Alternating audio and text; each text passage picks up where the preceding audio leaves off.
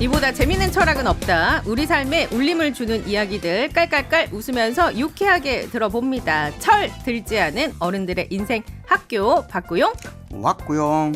아빠 죄송해요. 자, 아빠 죄송해요라고 외친 박구용 교수님 함께합니다. 안녕하세요. 안녕하세요. 아니 아빠 죄송해요. 갑자기 왜? 나는 한 번도 아빠라는 표현을 써본 적이 있거든. 실제 아버지한테. 아버지라고 계속 불렀어요? 네. 어렸을 때 아버지라고 했지 아빠라고 써본 적이 없어요. 한 번도. 왜 그랬을까요? 아버지가 굉장히 권위적인 분이셨나요? 아니요. 아버지는 굉장히 자유로운 분이었어요. 아, 그런데 한 번도 아빠라고는 안 해봤어요. 왜 그랬을까? 어렸을 때부터. 그냥 막내였잖아요. 네. 그 막내면 보통 귀여움을 아버지 그랬어요. 아버지. 그 이제 크면은 사람들은 아버님이라고 하잖아요. 그건 또 안 했어요. 그냥 끝까지 아버지 했는데 갑자기 지금 아빠 그런 얘기는 내 이름에 엄청 자부심이 강했거든요. 본인이 내 이름에 엄청 투자를 많이 하셨다고 해서 거북구 용용 막 하면서 엄청난 돈을 투자했다 이게 했는데 내가 여기서 왁구용 하고 있으니까 아버지한테 갑자기 아니 순간 내가 아빠 생각이 난 거야. 아버지도 아니고 아빠 생각이. 나 어렸을 때 나놓고 아빠가 아버지한테 왁구용이 되게 부끄러우신가 봐요. 어디 내놓기가. 아유 아버지 예 돌아가신 지 오래됐습니다. 죄송합니다. 네. 최장군이 아버지께서 만들어주신 거북구 용용자를 제가 누가 되지 않도록 매주 왁구용 하고 있는데 누가 되지 아빠 않도록 미안해요. 예 열심히 한번 해보겠습니다. 예 아빠는 어린아이 말이잖아요. 그렇죠. 커서는 아빠라고 하지 않죠. 저는 아직까지도 아빠라고 하긴 근데 하는데. 신기한 건 왜 엄마는 계속 커서도 엄마라고 하잖아요. 어머니라고는 잘 안 하죠. 안 하죠. 근데 저는 엄마한테는 끝까지 엄마였고 아버지는 항상 아버지였어요. 그 참 신기해요, 그죠? 네. 엄마, 아빠 항상 그런. 저는 아버지는 뭐 권위나 이런 건 전혀 없으신 분이었는데 한 가지 특징은 있었어요. 어떤 특징이요? 저하고 정반대되는 특징인데 평생 말씀 안 하신다는 거예요. 과묵하신 분. 거의 말이 없는 분이었어요. 거의. 그래서 근데 나는 너무 신기한 게 네. 그래도 엄마 아빠의 사이가 네. 좋으셨다는 거 아니에요? 그건 모르죠. 아니 왜냐하면 네. 늦둥이셨잖아요. 그렇죠. 네. 그것도 50이 넘어서. 네. 나는 참 50이 넘어서는 다 돼서. 50이 다 돼서. 네. 참 그래도 부부의 연이 꽤 깊으셨나 네. 보다. 그건 뭐 제가 확인해 드릴 수는 없고. 네네. 아무튼 저희 아버지는 제가 고등학교 다닐 때 이제 전주에서 학교를 다니거든요. 그럼 간단 말이에요. 주말에. 그러면 왔냐? 한마디. 가냐? 거기에서 아침에 예. 아가야 일어나라. 딱 이거. 아가야 예. 고등학생인 항상 아들한테. 아가라. 그래서 저를. 야. 예. 그리고 진짜 막내는 정확히 막내다. 말하면 일어난 말 안 했어요. 아침에 항상 아가야 불러요 계속. 아가야라고. 예, 아가야. 예. 고등학생인 아들한테. 예. 그러면 뭐라고 하셨어요, 교수님은? 저는 거의 대꾸 안 하죠. 아무 말도 안 해요? 예, 알았어. 뭐 그 정도 했겠죠. 야. 음. 아가야. 예. 아가야. 막내니까 그랬겠죠. 형들한테는 그렇게 안 에이, 했어요. 그거 안 하죠, 당연히. 그러니까 왓구용, 각구용 하지 그러셨어요. 그러니까. 아버지, 왓구용, 각구용. 아버지, 각구용. 그때 죄송합니다. 그 이름을 10분 발휘하실 수 있었을 텐데. 아무튼 그렇다. 아버지, 예. 네. 그 이름에 먹칠하지 않겠습니다. 네. 왁구용으로 상도 탔는데요, 뭐. 더 제가 유명하게 만들어 볼게요. 학창 시절에 이분은 어떤 학생이었을까 갑자기 궁금해졌어요. 지금은 여기서 철학 선생님을 하고 계시지만. 네. 뭐 중학교, 고등학교 많이 달랐어요. 중학교 때는 어땠어요? 뭐 중학교 때는 그냥 밝고 맑고. 예. 그리고 이 다른 친구들은 일하는데 제가 일을 안 해서. 반매고 다른 친구들은 그랬는데. 다른 친구들 일하는데 일을 안 해서 조금 미안한데 이제 그래서 일 안 한 친구들하고 놀고 그랬죠. 그런데 그래도 하여튼 친구들하고 잘 놀았어요. 네. 그리고 이제 고등학교 가서는 실존적인 고민이 아주 깊이 빠졌고 예. 거의 이 학교 교육하고는 너무 담을 많이 샀어요. 제도권 교육은 너무 안 맞아서 아까 언젠가 말씀드린 것처럼 항상 제가 전주는 홍지서림. 네. 홍지서림 저를 키웠죠. 예. 홍지서림이 박구용을 키웠다. 네. 그래요. 홍지서림. 학교 출석 일수는 채웠어요? 예. 그때 선생님들이 애제나 봐주더라고요. 그래요? 예. 아주 겨우. 최장군은 어땠을 것 같아요? 최장군은 모험생이었을 것 같아요. 저요? 예. 아. 예. 고등학교 다닐 때까지는. 아니었어요? 궁금하시면 얘기를 해드리고 별로 안 궁금하면 얘기를 안 하고요. 예. 제가 지금 투병 중이라 어쩔 수 없어요. 아파요, 최장군이. 아파요. 아파요. 네, 아파요. 아나운서가 목이 아파요. 네. 아나운서인데 네. 마치 베토벤이 귀가 안 들리는 것처럼 최 장군이 지금 목이 아프다. 저도 네. 고등학교 때 베토벤 하지 말고 했잖아요. 베토벤. 저는 고등학교 때 아. 저기를 했어요. 시민운동의 일환인 아. 환경보호 운동을 하느라고 아하. 학교를 많이 빼먹었죠. 아. 환경 보호 운동을 하느라고 본인의 지적 환경은 무시했군요. 네, 환경보호운동을 하느라고 그때 이제 백화점 앞에서 피켓 들고 모피 반대 운동 이런 거 하고. 아, 그러면 우리 이 청취자분들에게 혹시 자녀분이나 주변에 학교 잘 안 가고 공부 열심히 안 하신 분들 걱정하지 마시라. 걱정하지 마. 최장군이나 박구영 교수를 봐라. 그렇죠. 아무 걱정할 일이 없다. 제가 그 얘기를 하고 싶었어요. 네. 그래서 네, 아무튼 저희 엄마가 저를 그렇게 찾으러 여기저기 많이 다니셨어요. 애가 막 안 보이니까.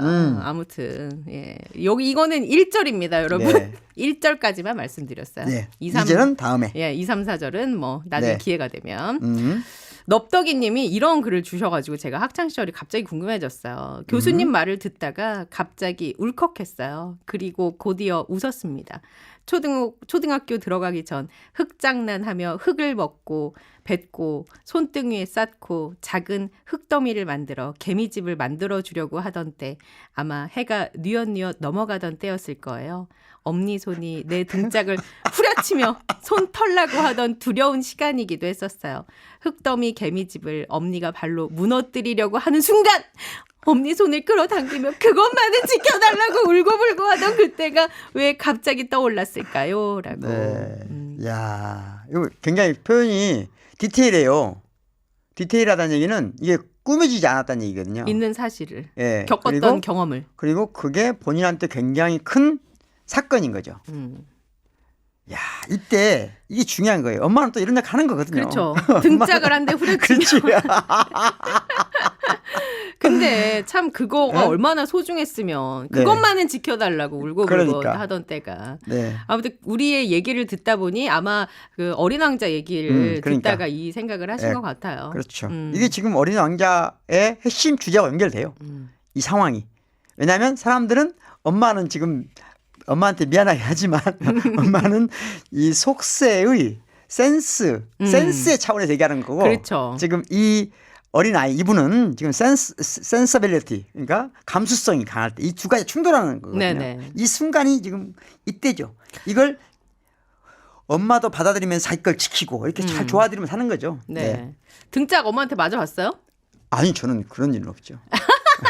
귀하게 자라신 분이라. 예, 저는 우리 그 말씀드렸나요? 우리 엄마 아버지는 저한테 그런 손을 한 번도 안 댔어요. 예. 아버지가 딱 한 번 했는데 그때는 그 아주 심각한 제가 아버지가 가장 사랑하는 걸 모두 파괴시키는 날. 예, 아버지가 굉장히 사랑하는 그 옛날에만 전축이라 하죠. 음반 듣고 전축. 이거. 예. 예. 저는 그게 음반을 듣고 녹음을 하고 이런 게 그때는 왜 곡을 노래를 듣지?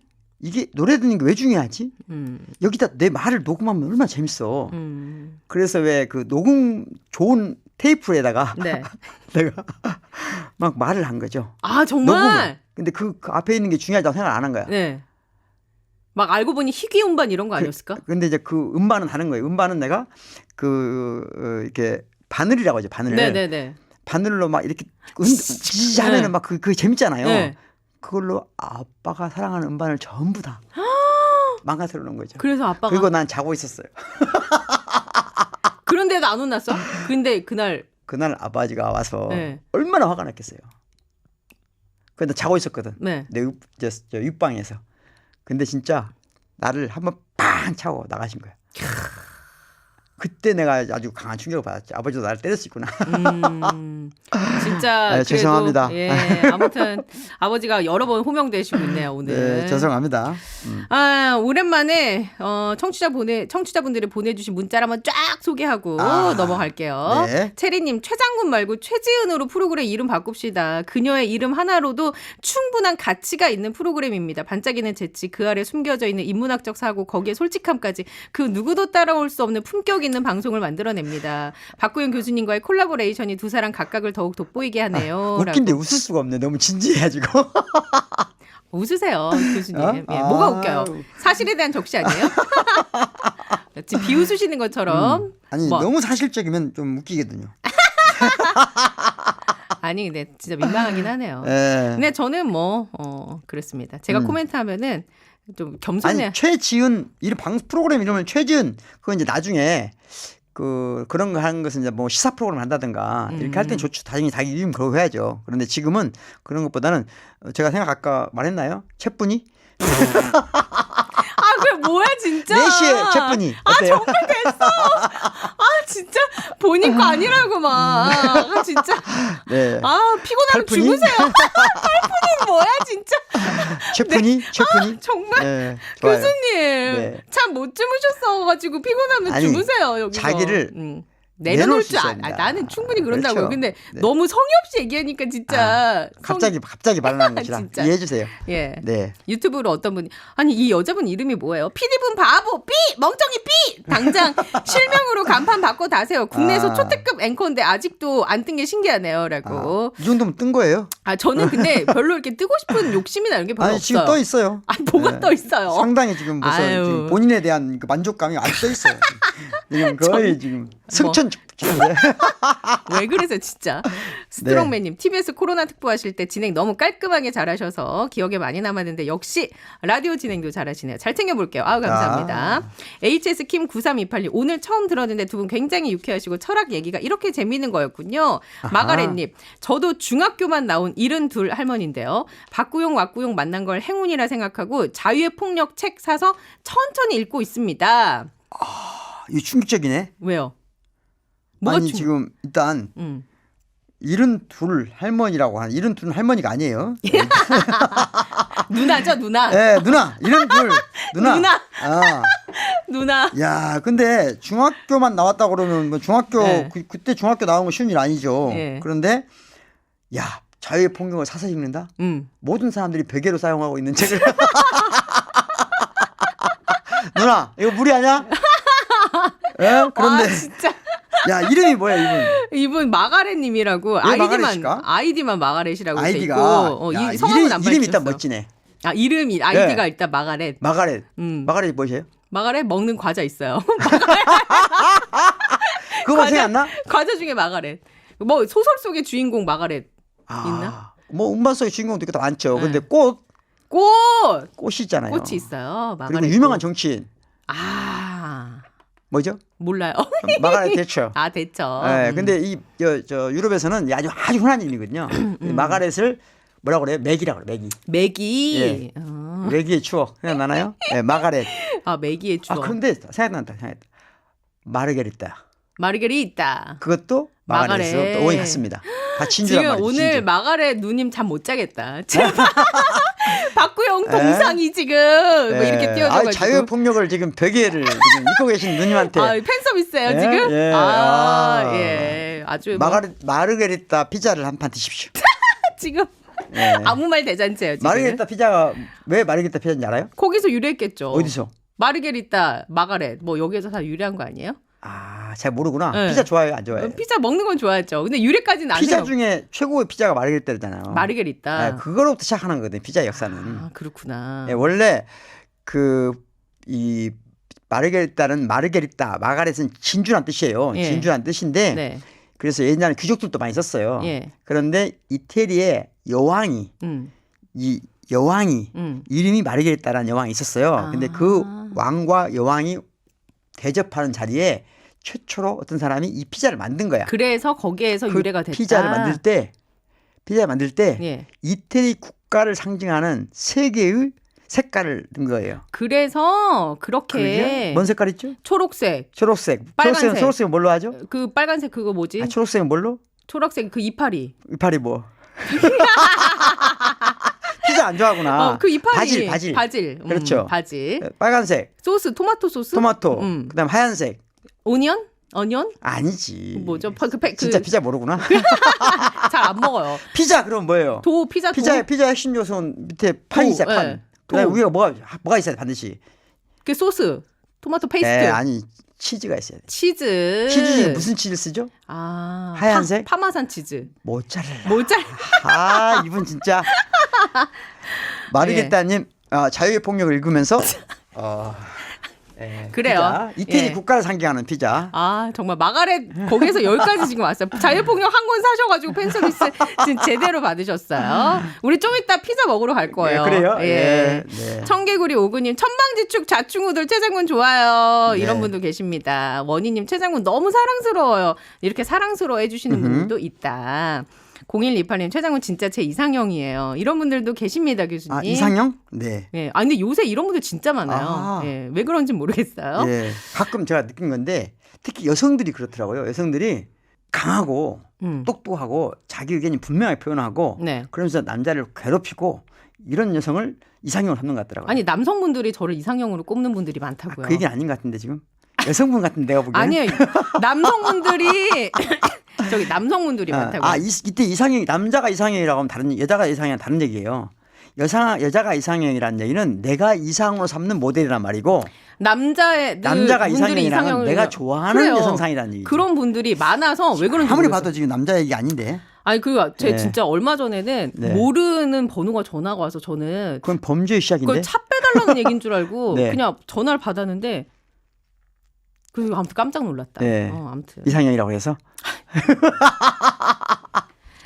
최장군이 위험합니다, 여러분.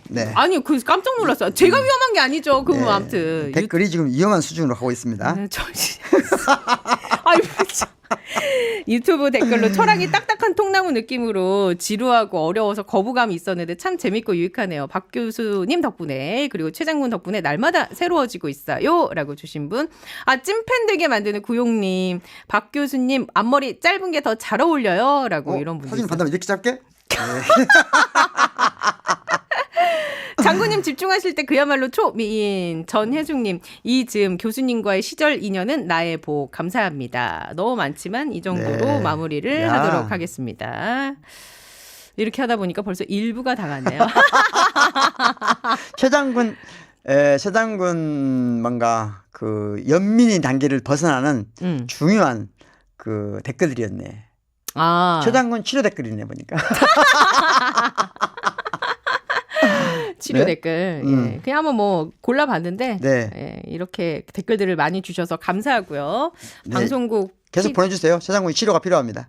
무슨 치료가 필요하죠? 제 정신 상태가 뭐가 이상한가 봐요. 연민의 상태에서 벗어나는. 연민의 스스로에 대한 연민에서 벗어나는. 본인을 가끔 10% 불쌍하다고 생각한다잖아요. 이 상태를 벗어나야 되거든요. 우리는 불쌍하지 않아요.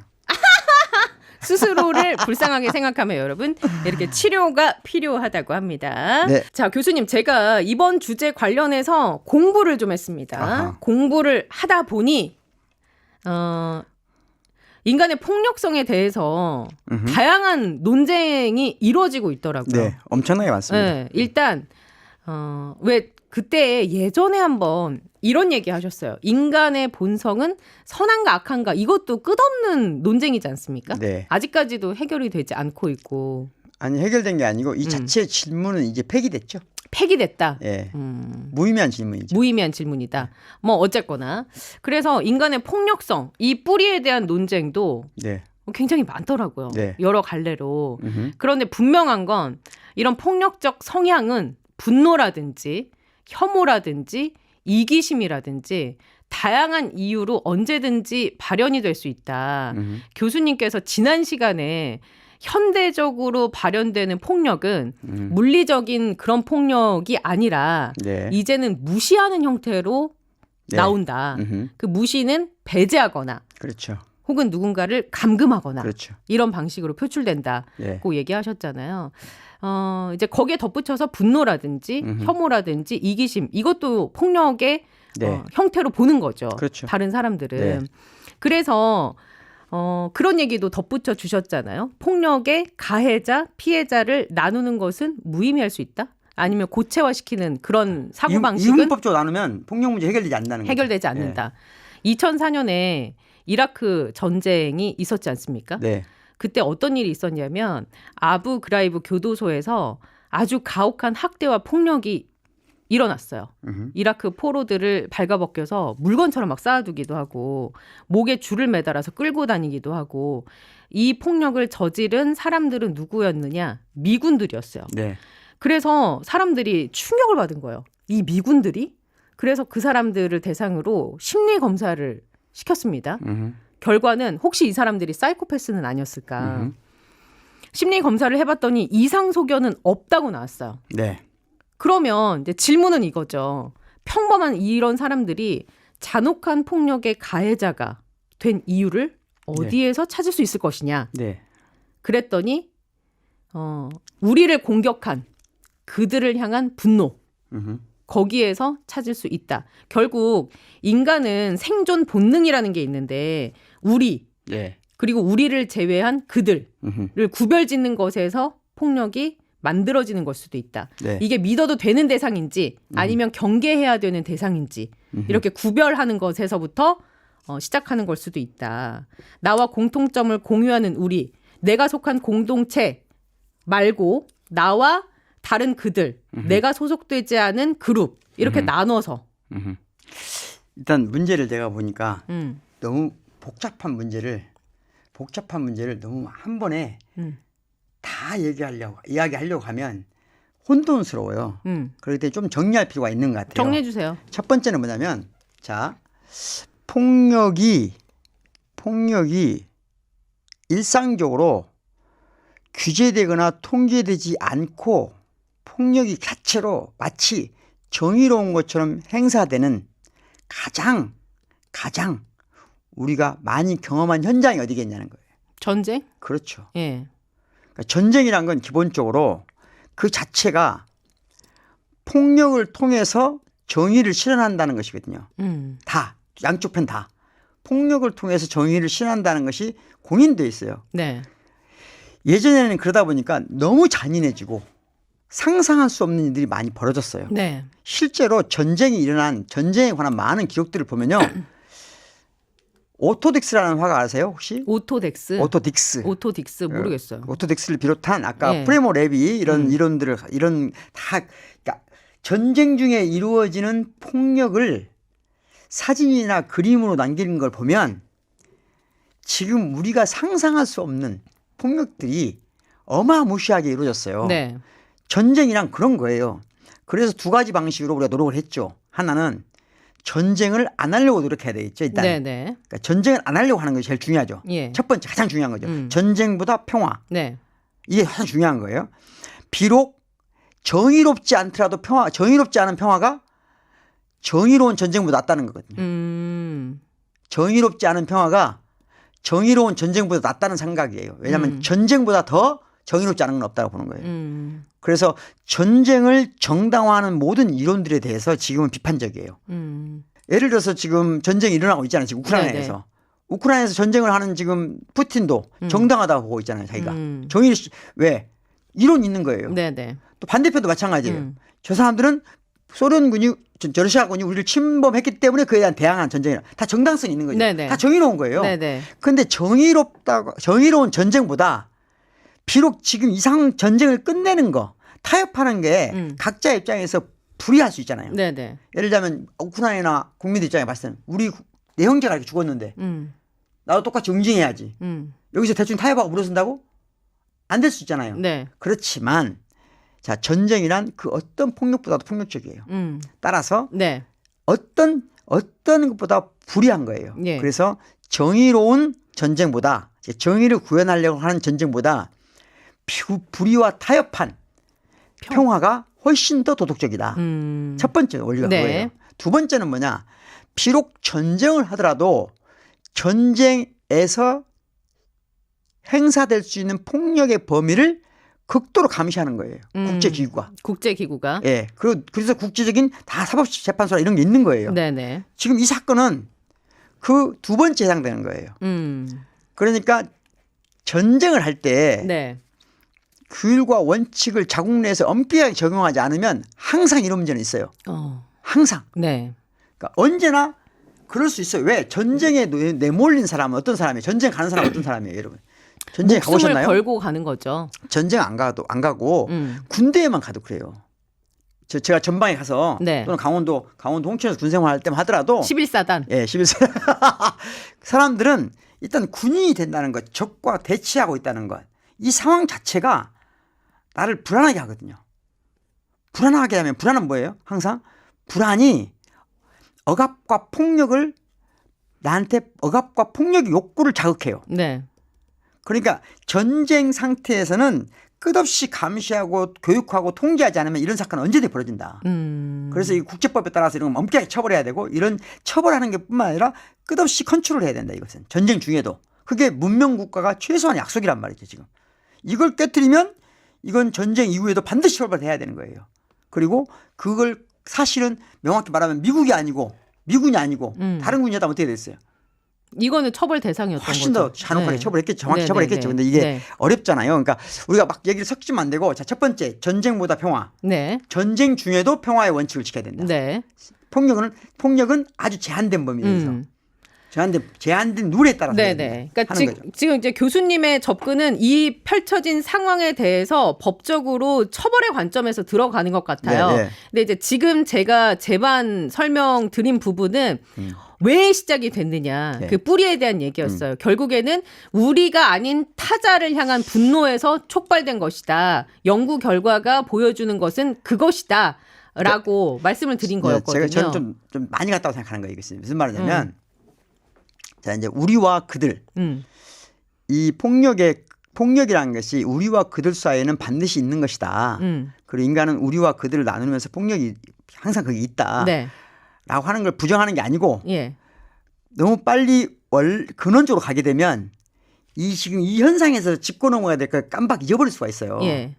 그러니까 우선은 아까 말씀드렸잖아요. 이 사건을 통해서 우리가 우선 알아야 될 것은 정의로운 전쟁보다 평화가 낫다. 불의한 평화가 낫다. 이게 우리 합의예요. 지금 문명국가들 합의가. 네. 그리고 정의로운 전쟁을 치르는 중에도 아주 제한된 범위의 폭력만 허용된다. 네네. 나머지는 끝없는 교육과 컨트롤 그리고 사법적 판결이 있어야 된다. 예. 첫 번째 여기까지 합의가 된 다음에 네네. 자 그러면 왜 인간은 이런 상황에 가면은 잔인해질 수 있는가 하는 거예요. 왜 잔인해질 수 있는가? 네, 잔인한 폭력을 행사하는가. 네. 우선은 첫 번째는 더 근원적인 것은 내가 불안하면 불안할수록 상대를 억압하거나 폭력을 행사할 수 있는 욕구가 커진다. 어떤 상황에서든 1번. 네. 그럼 언제 불안하냐? 이 불안. 네. 불안을 극복하기 위해 사람들은 어떤 경향이 있죠? 한 편을 만들어가지고 우리 편을 만들어 하죠. 그래서 예. 여기에서 또 제가 관련된 연구를 하나 또 찾아왔죠. 그렇습니까? 이제 연구하는 최 장군. 네. 이걸 뜻하는 왜 우리가 보통 호모 사피엔스 이렇듯이 호모 비오랑스라는 용어가 네. 있더라고요. 네네. 폭력적 인간. 그렇죠. 이것도 철학자 누가 붙인 이름인 네, 것 같던데. 네. 그런 이름 예. 많이 붙여요. 아무튼 사람 좋아하니까요. 예. 관련된 연구는 1954년에 무자퍼 셰리프라는 학자가 로버스 케이브 실험을 했어요. 네. 지금 얘기해 주신 것처럼 불안할수록 왜 억압과 폭력이 강해지는지 네. 관련 연구인데 여름 캠프에 22명의 소년들이 참여를 했어요. 두 집단으로 나눕니다. 과제는 A팀, B팀이 경쟁을 해야 돼요. 그러니까 A팀은 A팀대로, B팀은 B팀대로 결속력이 강해지죠. 그러니까 결속력이 강해진 만큼 상대 집단을 향한 적대감도 같이 강해져요. 네. 경쟁은 끝났어요. 과제가 끝나면서. 그런데도 상대팀에 대한 적대감이 그친 게 아니라 끝난 게 아니라 상대팀을 향해 욕설을 내뱉고 상대팀을 상징하는 깃발을 불태우거나 공격용으로 사용하는 무기를 준비하면서 하는 등 이렇게 심각하게 갈등이 계속 격화되는 거예요. 네. 근데 놀라운 건 이 팀이 어떤 특별한 공통점을 공유한 팀이 아니라 그냥 무작위로 구성된 팀이었고 학연, 지연, 혈연 이런 전혀 공통점이 없는 팀이었어요. 그냥 무작위로 구성이 됐고 단지 내가 속한 집단 이거 하나라는 이유만으로 구성이 된 팀이었는데 불안해질수록 위험에 처했다고 느껴질수록 상대에 대한 적대감이 강해지더라. 네. 이 연구 결과는 이걸 보여주더라고요. 네. 굉장히 우리 최 장군 굉장히 열심히 했어요? 새로운 실험인 것으로 설명을 했는데요. 아, 나 진짜. 네, 이건 사실은 비슷한 연구는 차고 넘칩니다. 어마어마하게 많습니다. 아니, 교수님으로서 네, 네. 학생이 네. 바쁜 교수님을 네. 뭐랄까 빈 공간이 혹시나 있을까 싶어서 열심히 준비를 했으면 네, 네. 잘했다고. 네. 최 장군은 칭찬이 필요할 만큼 연약한 학생이 아니에요. 네. 칭찬 한마디 해주시면 안 되는 거예요? 일단 엄청 노력을 했는데 정확하게 이 상황을 알아야 된다. 이 관련된 실험이 어마어마하게 많아요. 그래서 다양한 미국 특히 이제 영미치권에서 이 연구를 많이 했거든요. 그래서 교도소 설정도 하고 설정을 다양한 방식으로 해요. 자, 학연, 지연, 혈연이에 근거한 집단으로 구성할수록 더 폭력이 강해졌어요, 약해지겠어요? 더 강해진다. 더 강해지죠. 모든 실험이 말해주는 거예요. 그러니까 자, 집단은 왜 생기냐는 거죠. 기본적으로 인간은 집단 생활을 해야만 생존할 수 있어요. 불안하니까 집단을 구성한다? 그렇죠. 그러면 우리가 유목민의 삶이 있었고 정주민의 삶이 있었단 말이죠. 네. 유목민의 삶의 방식은 뭐죠? 항상 유목민이란 뭐예요? 어딘가에 더 푸른 초원이 있다는 걸 희망을 있는 거죠. 유목민은. 그래서 떠돌아다니는. 그렇죠. 더 푸른 정주민은 초원. 뭐예요? 여기를 어떻게 하면 더 푸른 초원으로 바꿀까예요. 이 차이에 기본적으로 네네. 사람은 유목민적 성향과 정주민적 성격이 다 있어요. 예. 그런데 유목민이라고 하는 것은 기본적으로 남이 더 좋은 땅을 갖고 있으면 어떻게 하죠? 뺏으려고 하죠. 뺏으는 거죠. 자기가 그 땅을 만들려고, 그러니까 그렇죠. 가지려고 하죠. 그러니까 그 우리와 그들 사이는 항상 생존을 위해서 싸워야 되는 존재였던 거예요. 네네네. 그럼 그건 우리 유전자에 깊이 있겠잖아요. 예. 물론 협력하는 유전자도 있겠지. 예. 다 있는 거예요. 그 조건은 언제 발현되느냐 문제죠. 자, 그래서 현대 사회에서는 이런 다양한 집단끼리의 어떤 경험 이것이 없으면 사람의 삶의 의미를 잘 못 느껴요, 사람들이. 집단이 함께 취해본 경험이 없으면 이게 이상하게 삶을 짜릿하게 해주거든요. 그러니까 여러분들 중에 아주 성숙한 분들, 교양이 많이 갖춰진 분들은 그것 없이도 할 수 있어요. 그런데 대부분의 사람들은 이 집단적인 집단 의식을 가지고 뭔가를 의식을 확 느껴보지 않으면 불안한 것이 있어요. 그래서 만들어진 것이 스포츠예요. 그러니까 예를 들자면 네. 야구, 집단으로 축구, 하죠. 집단으로 하잖아요. 그런데 가만히 두면 어떻게 돼요? 가만히 두면 예를 들어서 LG 팬하고 네. 또 뭐가 있죠? 제가 야구를 잘 몰라서 LG 팬하고 예를 들자면 네. 삼성 팬하고 예. 가만히 두면 어떻게 되겠어요? 욕하고 깃발 태우고 넘어가서 싸우고 하겠잖아요. 예. 그거 어떻게 해야 돼요? 거기까지는 안 된다는 규칙이 중요해야 되겠죠. 그러니까 어떤 조건이든 인간이 이건 실험하고 말 필요가 없는 거예요. 이런 실험이 별로 의미가 당연한 거 아니에요? 모든 인간은 네. 오래전부터 우리가 인간이 문명을 시작하면서부터 집단 생활을 했고 특히 유목민의 피해는 다른 집단을 점거해서 그 초원을 내가 가져야만 내 생이 더 윤택해지고 더 안정해진다는 거. 그리고 그 말은 다른 말하면 다른 집단이 우리 집단으로 침범해 올 수 있다는 거. 네. 그래서 집단의식이라는 게 기본적으로 우리 유전적으로 신체적으로 아주 강력하게 있다. 그러면 그것이 있냐 없냐가 중요한 게 아니고 예. 지금 우리에게 중요한 것은 그것을 개인의 영역, 놀이의 영역으로 어떻게 가져올 것이냐. 아, 그러면 좋습니다. 여기까지 하고요. 네. 어떻게 이걸 줄여나갈 수 있을 것이냐. 그렇죠. 폭력을 최소화할 수 있을 것이냐는 네. 다음 시간에 다음 얘기를 나눠보는 걸로. 네. 정말 나 폭력에서 빨리 빠져나오고 싶다. 네, 이제 진짜. 빠져나가죠. 진짜 좀 빨리 빠져나갑시다. 네. 오늘로 끝. 폭력 얘기는 이제 다음부터 폭력 출구. 얘기는 출구. 네. 폭력적인 이야기는 여기서 끝이고요. 네. 다음 주부터는 폭력의 출구. 네, 탈폭력의 시대를 가자. 탈폭력의 시대. 네. 너무 힘든 시간이었어요. 네. 정말. 수고하셨습니다. 알겠어요. 자, 다음 주에 만나 네. 뵙도록 할게요. 아버지 잘 듣고 계시죠? 네. 저 이렇게 박경 교수님한테 네. 칭찬도 못 받고 네. 최 장군이 어떻게든 구용의 이름을 네. 좀 넣어. 칭찬이 필요 없는 멋진 아나운서 최장훈이었습니다. 알겠습니다. 자, 다음 주에 만나뵐게요, 교수님. 네. 들어가세요. 안녕히 계세요. 네.